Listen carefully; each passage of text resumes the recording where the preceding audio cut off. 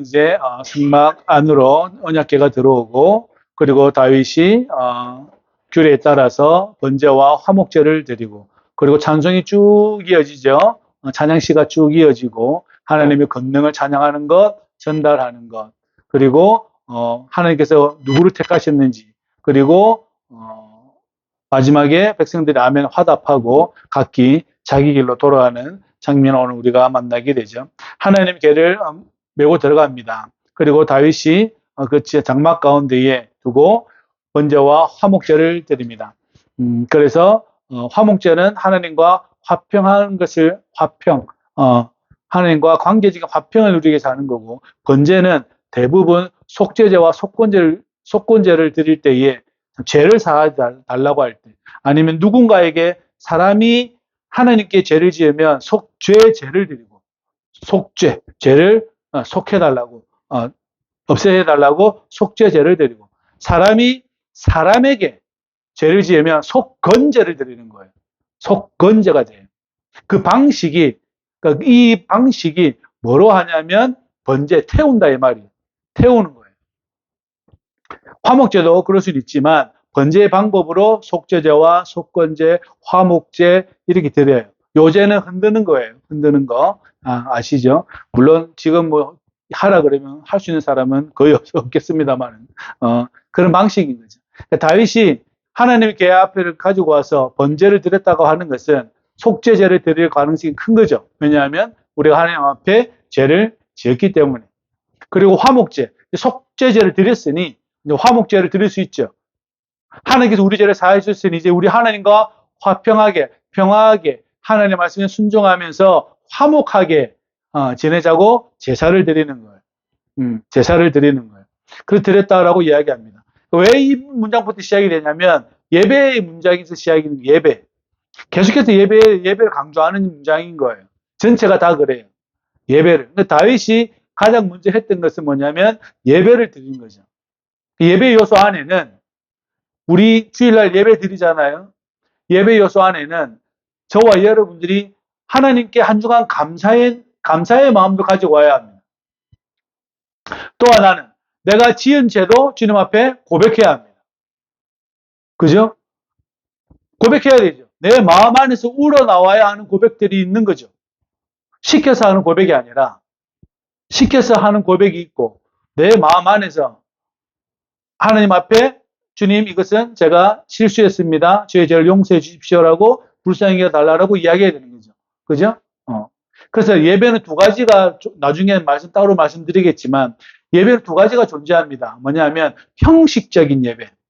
형식적인 예배는 쭉 드리잖아요. 우리 교회가 많이 형식적이죠. 그죠? 다른 교회 가면 별로 그렇게 형식적이지는 않아요. 좀 간단해요. 물론 그것도 형식입니다. 물론 그것도 형식이 있죠. 사도신경하고 찬양하고 뭐하고 이렇게 하고 해서 단촐하게 하는 것. 우리는 처음부터 끝까지를 쭉 다 하고. 그죠? 다른 교회는 주일날 대예배 드리다가 중간에 광고하거든요. 저는 광고를 안 합니다. 왜냐하면 예배에 보세요. 그 상황이 얼마나 재밌는 상황인지를 보세요. 번제를 드립니다. 제가 제사장이라 치고 번제를 막 드려요. 소를 잡고 막 번제를 드렸잖아요. 번제를 막 드리다가 자 광고하겠습니다. 이 상황인 거예요. 번제를 막 드리다가 제사의 의무에서 이제 말씀을 드리는 거예요. 여러분이 뭐 이제 이 두 분은 제사를 아시지만 나머지 분들은 제사를 모르시지만 여러분 제사 지내다가 자 광고하겠습니다 하고 똑같은 거예요. 이상하죠, 그죠? 마치고 광고를 하든가 아니면 전에 광고를 하든가 그런 건데 그것마저도 개교회 상황이니까 내버려 두고 우리만 저희는 우리의 갈 길을 가면 된다. 항상 남 눈치 보지 말고 남이 나를 어떻게 생각하든지 생각하지 말고 우리는 그것을 지키고 가면 된다. 그래서 형식이 좀 짧은 곳이 있고 형식이 긴 곳이 있어요. 우리처럼 조금 긴 데가 있어요. 우리보다 더 긴 곳도 있습니다만은 그러나 기본적인 틀이만큼이에요. 이걸 가지고 있으면 여러분들이 예배 드리는데 하등 문제가 없어요. 이 주보 한 장을 들고 있으면 여러분 스스로가 예배 드리는데 아무 문제가 없습니다.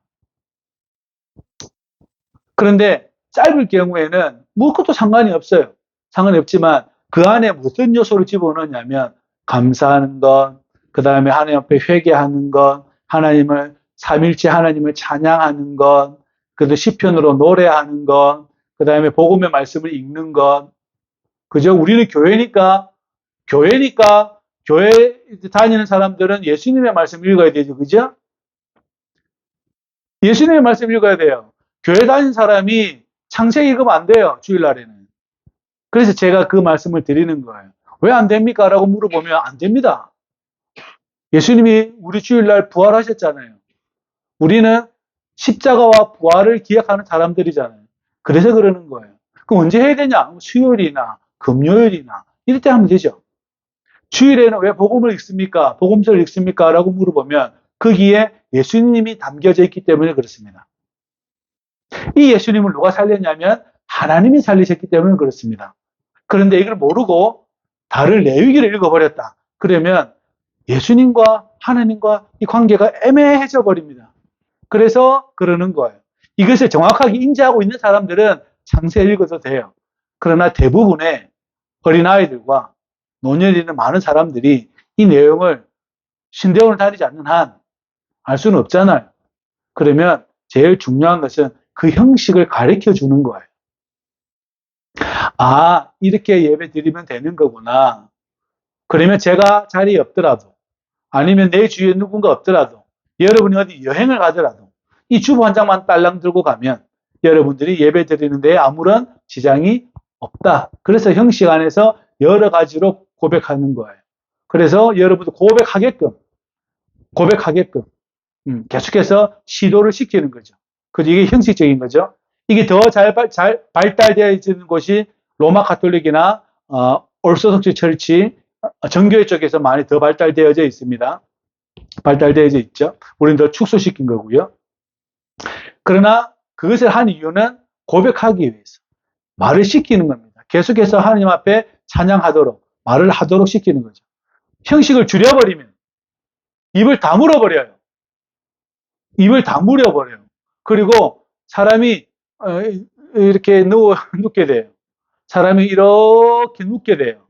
이렇게 틀게 돼요. 그런데 가면 자꾸 앉았다 일어났다 앉았다 일어났다 시키면 일어나야 합니다. 일어나야 돼요. 그래서 군대 가면 사람들이 성당은 잘 안 갈라 그래요. 초코파이는 똑같이 줬거든요. 교회도 초코파이 주고 성당도 초코파이 주고 절에 가도 초코파이를 줍니다. 그런데 사람들은 교회를 잘 갈라 그래요.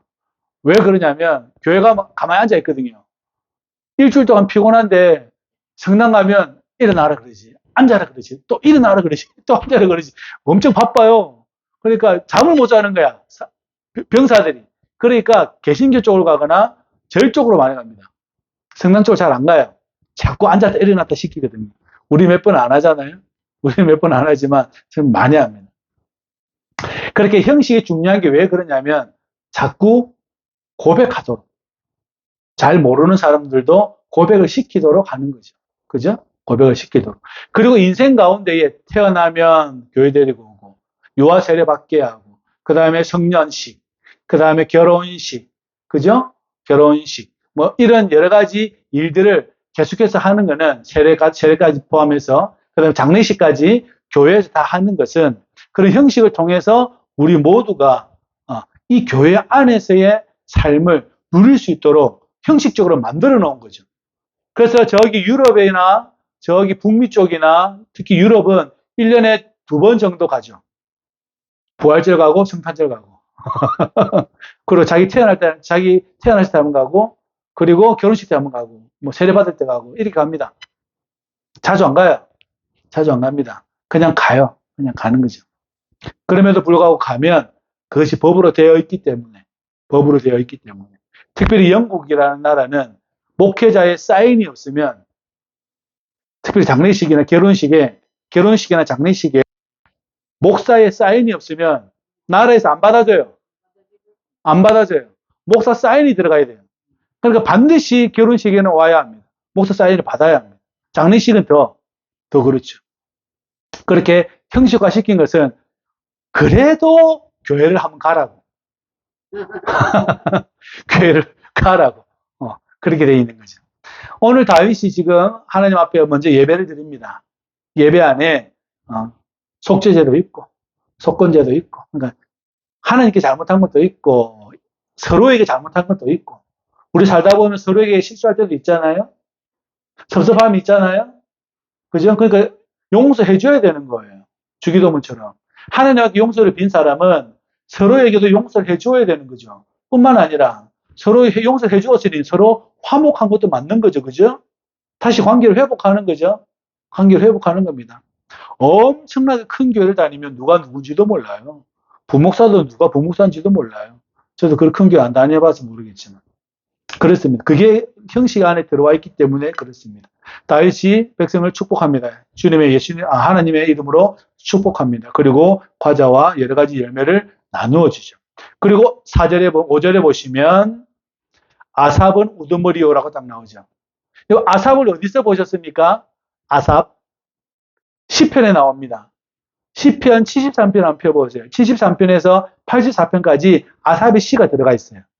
대단한 사람인 거예요. 다윗 시대에 그 성가대장인 거죠. 성가대장. 시편 73편에서 84편까지가 아삽의 시입니다. 그렇게 적혀 있어요. 보세요. 73편에 가보면 펴보세요. 72편이 솔로몬이고 73번부터 3권이 시작이 되는데 아삽의 시라고 딱 나와 있죠. 그죠? 이게 84편까지인가 진행이 됩니다.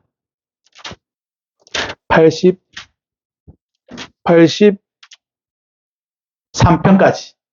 83편까지. 84편은 고라 자춘의 시죠. 85 고라. 그죠? 이렇게 나오죠.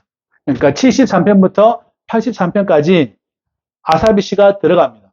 왜냐하면 성가대장이었거든요. 그래서 들어간 거예요. 그죠? 이 성가대장의 그 시가, 하나님을 찬양했던 그 시가 얼마나 놀라웠으면 이 성경이라는 정경에 들어가 있겠습니까? 그죠? 사실은 별 중요한 사람은 아니었어요. 그러나 다윗에 의해서 또한 살아왔던 이 사람이 성가대장이 물론 열심히 하나님께 예배하는 사람이었겠죠. 그렇지만 그것이 성가대장으로 되어 있으면서 아삽이 그렇게 되는 거죠. 그리고 나서 아삽과 다윗이 하나님을 찬양하기 시작합니다. 성도는 어떤 사람입니까? 예수 믿는 사람은 어떤 사람입니까? 우리가 말할 때 하나님을 찬양토로 구별된 사람들입니다. 저와 여러분들은 하나님을 찬양하도록 구별된, 하나님이 따로 부르신 분들이라는 거예요. 저와 여러분들이 나는 하나님을 찬양하는 사람이라고 생각해도 괜찮습니다. 아주 좋은 거예요. 그죠? 그것으로 내 인생의 방향과 내 인생의 목표를 삼고 살아가는 거죠. 내 인생의 방향과 목표를 내가 무엇으로 삼아야 되냐? 여러 가지 좋은 직업을 가지는 것도 좋은 방향에 안에서 결정해야 되죠. 그죠? 그러나 제일 중요한 것은 내가 하나님께 예배하며 살아가는 것, 내가 하나님께 예배드리며 살아가는 것, 이것을 우리가 방향을 잡아 놓아야 된다는 것이죠. 그리고 이것을 한결같은 마음을 가지고 있어야 된다는 이야기입니다. 한결같은 마음. 나는 하나님께 예배드리는 사람인데 이게 왔다 갔다 들쑥날쑥하면 안 되는 거잖아요. 이 중심 잡기가 힘들거든요. 정말 힘들어요. 내가 하나님 앞에 예배드리며 살아가야지라고 마음은 먹었는데 이게 몸이 안 따라올 때가 많다는 이야기입니다. 그래서 드리는 말씀인 거죠. 특별히 젊을 때는 더 하고요. 젊을 때는 더 하고요. 그리고 사회적으로 지위가 높거나 바쁠 때는 더 하고요. 그러나 그것을 다 이겨내고 극복하고 나는 하나님께 구별된 사람이다라고 저와 여러분들이 생각할 수 있기를 주의 이름으로 축복합니다. 7절부터 이제 하나님께 찬양을 합니다. 8절부터 뭐라고 말씀하냐면 너희는 여호와께 감사하라. 예배의 가장 중요한 단어예요. 예배에서 가장 중요한 것은 여러분들이 하나님 앞에 전심으로 감사하는 겁니다. 감사하는 거예요. 용서해 준 것도 감사죠. 나의 죄를 속해 준 것, 나의 죄를 없애 준 것도 감사죠. 나를 구원하신 것도 감사죠. 내가 주일날 또는 시간이 되어서 하나님 앞에 나온 것도 사실은 감사죠. 이 기회마저 없는 사람들이 얼마나 많겠습니까? 이 기회마저 없는 사람들. 이 기회가 원하고 싶으나 그러나 이 기회마저 없는 사람들. 그러나 저와 여러분들은 하나님 앞에 나왔잖아요. 그러니까 감사가 모든 인생의 기준입니다. 기준. 이 기준을 벗어나기 시작하면 계속해서 인생이 꼬여요. 인생이 계속 힘들어진다는 이야기예요. 내가 하나님 앞에 감사하는 그 순간 그때부터 내 마음의 태도와 내 마음의 방식과 삶의 방향이 다 선하게 이루어진다는 사실을 믿을 수 있기를 주의 이름으로 부탁을 드립니다. 너희는 하나님께 감사해라. 감사해라. 그래서 신약 성경에 보면 사도께서도 말씀하시죠. 너희는 범사에 감사해라. 예배가 무엇이냐 물어보면 하나님께 감사하는 거예요. 감사하는 거예요. 이른 비를 주시고 늦은 비를 주신 것에 대한 감사. 그리고 어떠한 불편한 상황이 와도 감사. 좋은 것이야 감사 가능하지만 그러나 불편한 상황이 왔을 때 내가 감사하는 거죠. 왜냐하면 그분께서 나를 살리셨다라는 것을 나는 여전히 기억하고 있어야 하니까. 그래서 감사한 거죠. 찬양을 쭉 시작합니다. 그리고 주님을 자랑해야 된다. 주님을 사랑해야 한다고 하면서 15절에 아브라함에게 하신 언약 이렇게 나옵니다. 아브라함과 이삭, 야곱을 택하신 것에 대해서 말씀합니다. 그리고 약속하셨다라는 거예요. 이 땅, 이 예루살렘에서 하나님께서 이 땅을 주시겠다라고 누구에게요? 아브라함과 이삭과 야곱에게 말씀하신 땅에 했다라는 거예요. 그런데 너희라는 아브라함과 그 가족들이 너무나 작아서 별 볼 일 없는 인생들이었는데 그래서 이민족에게 가고 저 나라로 떠돌아다녔던 인생이었지 않았냐? 떠돌아다니지 않았냐? 심지어는 아브라함과 이삭이 자기 마누라를 왕이 그날 이집트 왕이 내 마누라 삼아야겠다. 왕비 삼아야겠다. 다가 하나님이 꿈에 등장해가지고 뭐라고 이야기하죠? 꿈에 등장해가지고 아내가 남편이 있다라고 이야기합니다. 그러니까 이집트 왕이 애굽 왕이 노발대발하잖아요.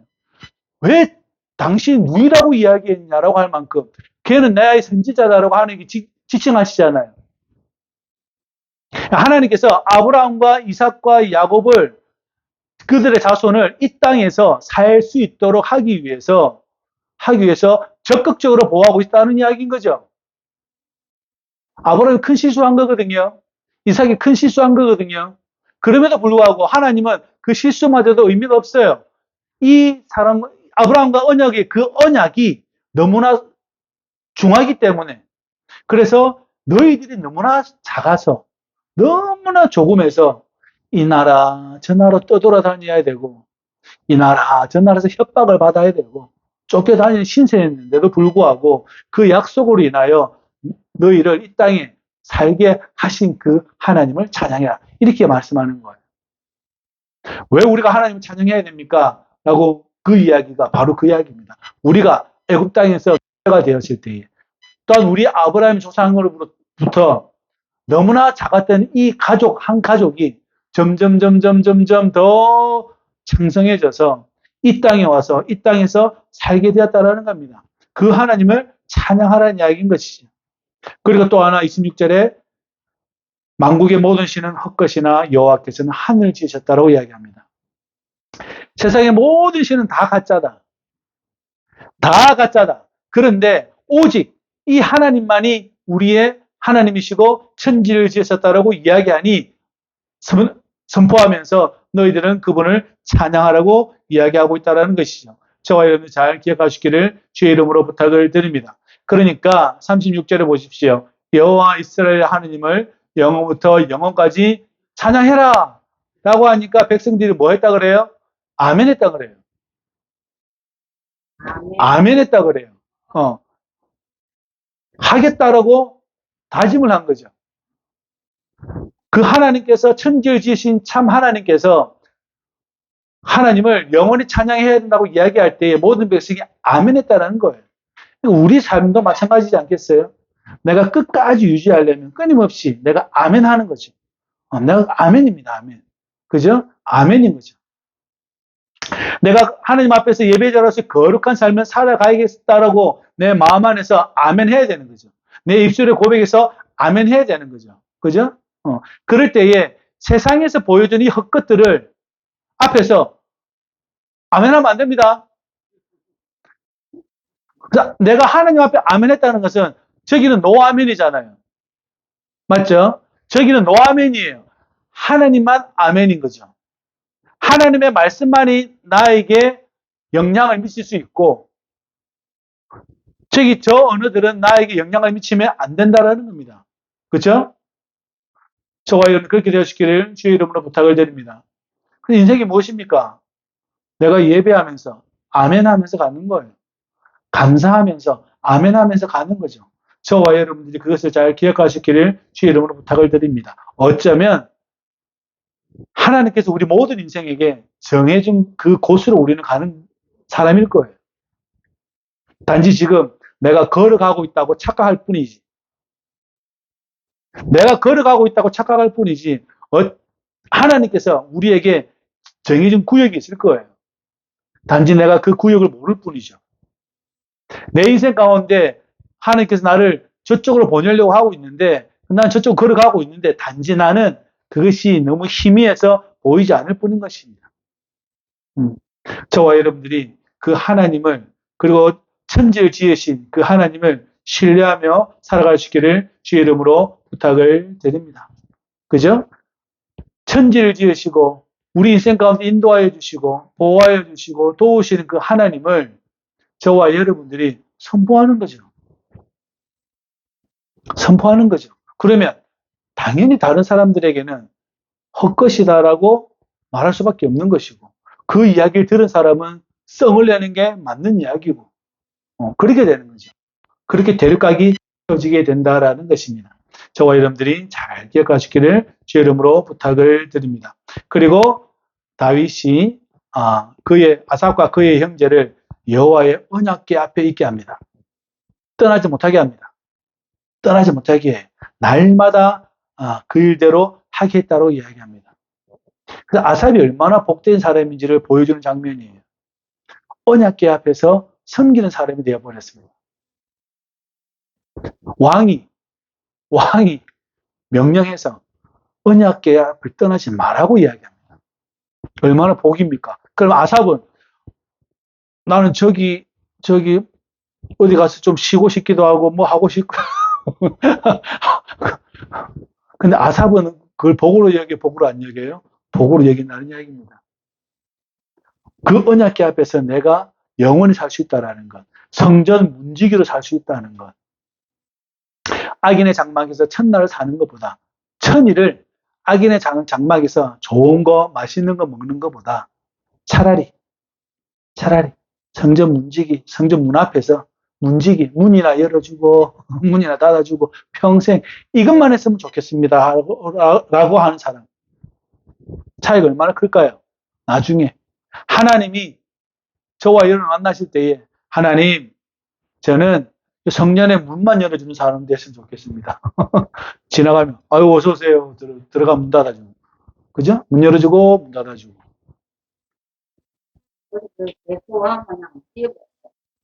그게 안 지겨워야 예배 드립니다. 예배의 일관성이 유지가 돼요. 그게 지겹지 않은 사람. 나는 내 평생에 하나님의 성전 문지기가 되어서 들어가는 사람, 문이나 열어주는 사람, 문 닫아주는 사람, 그것이 내 인생의 방향이다라고 생각하는 사람은 얼마나 여러분 복된 사람이겠습니까? 좀 더 좋은 역할을 하고 싶잖아요. 좀 더 나은 역할을 하고 싶잖아요. 다른 사람이 칭송하는 자리에 가고 싶잖아요. 저 사람 믿음 좋다는 박수 받고 싶은 자리에 가고 싶잖아요. 그죠? 그렇잖아요. 그런데 오히려 성경은 성전 문지기로 사는 게 좋다라고 성경은 말하잖아요. 한국교회 목사님과 장로님들이 얼마나 많습니까? 집사님, 권사님들이 얼마나 많습니까? 이분들이 맨날 옳은 소리만 했습니까? 틀린 말을 했습니까? 옳은 말만 했죠.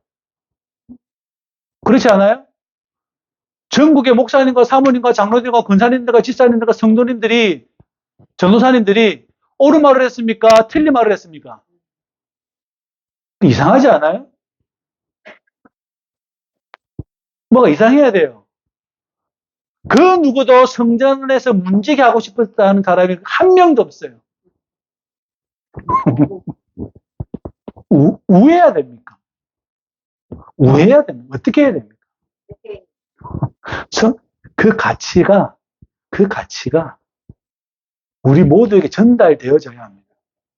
그러니까 예수님은요, 우리 예수님은 어떤 사람은 성전 문지기로 사는 게 좋다고 하는데 예수님 같은 분은 십자가에 달려서 죽기까지 하는 거예요. 그래서 차이가 나는 겁니다. 달리 차이가 나요. 그 차이 때문에 그런 거죠. 잘 기억하시기를 주의 이름으로 부탁을 드립니다. 오늘 아까 말씀드린 것처럼 이제 개가 들어오고 찬양이 시작됩니다. 번제가 시작되고 그 다음에 찬양이 쭉 시작이 됩니다. 그리고 다윗은 아삽을 시켜서 그리고 그의 형제들과 뿐만 아니라 많은 사람들에게 이 언약궤를 지키라고 성전 문지기를 삼기도 하고 하기도 합니다. 이렇게 예배 안에서 쭉 예배 형식들을 갖춰 나가기 시작하는 거죠. 그죠? 갖춰 나가기 시작합니다. 그리고 여러 가지 시편을 부르면서 찬양하며 소리 나는 재금이나 악기로서 하나님을 노래하기 시작하는 거죠. 예배는 아주 중요한 영역이 있습니다. 그게 뭐냐면 형식적인 예배가 아주 중요하다는 이야기입니다. 그 형식적인 예배 안에 자기 고백이 들어가지 않으면 그것은 예배가 아닌 거죠. 예배 안에 하나님께 깊은 감사가 없고 예배 안에 나의 잘못을 가슴을 치지 않는 한 어떠한 형식도 중요하지 않습니다만은 그러나 이 나의 가슴을 치고자 하고 내가 하나님께 감사하고자 할 때에 저와 여러분들이 이 예배 형식 안에서 최선을 다해서 우리가 주일에 예배를 드리는 거예요. 우리가 주일날 예배 드릴 때에 최선을 다해서 예배를 드리는 거예요. 마치 마지막인 것처럼 예배를 한번 드려보십시오. 저와 여러분 그렇게 되시기를 주의 이름으로 부탁을 드립니다. 간단하게도 필요하지만 진중할 때도 진중하게 예배를 드려야 된다는 것이죠. 우리가 그렇게 되시기를 바랍니다. 다윗은 이 예배의 조직을 세우기 시작합니다. 그래서 여러분 성군인 거예요. 믿음의 본보기인 거죠. 무너져 있는 이 나라에 다시 뭘 시킵니까? 하나님을 찬양하는 구조를 만들고 있다는 거죠. 저와 여러분의 가정도 뿐만 아니라 여러분 어떤 영역에서도 예배하는 구조를 만들어 가야 해요. 예배 구조를 만들어 가야 합니다. 맞죠? 그것이 우리가 다윗을 본받아야 되는 지점이에요. 왕이니까 명령한 거 아닙니다, 여러분. 가장 필요한 게 뭐냐면 예배라고 인식하고 있기 때문에 그렇습니다. 그러니까 예배와 관련되어 있는 사람들 다 모으고 그들에게 직무를 부여합니다. 그래서 다시 이 나라가 예배할 수 있도록 그 구조를 만들어 간다는 것이죠. 그 안에 감사하고 찬양하고 회개하며 고백하는 모든 것들 요소들을 집어넣어서 내 마음 안에서 우러러 나올 수 있도록 했다라는 것입니다. 저와 여러분들이 그것을 잘 기억하시기를 주의 이름으로 부탁을 드립니다. 하나님은 영원토록 찬양하며 살아가십시오. 그것이 옳은 길이고 그것이 바른 길입니다. 그것이 여러분의 존재를 밝히는 길입니다. 나라는 한 인간의 존재를 밝히는 길이에요. 그러나 예배를 등한히 하고 예배를 무시하고 아니면 하나님께서 떠난다라면 그것은 자신에게 엄청나게 해를 가하는 겁니다. 저와 여러분들이 스스로를 사랑한다라면 예배 안으로 들어오십시오. 그러나 여러분들이 예배를 떠난다라면 여러분 자신에게 자해를 가하는 거예요.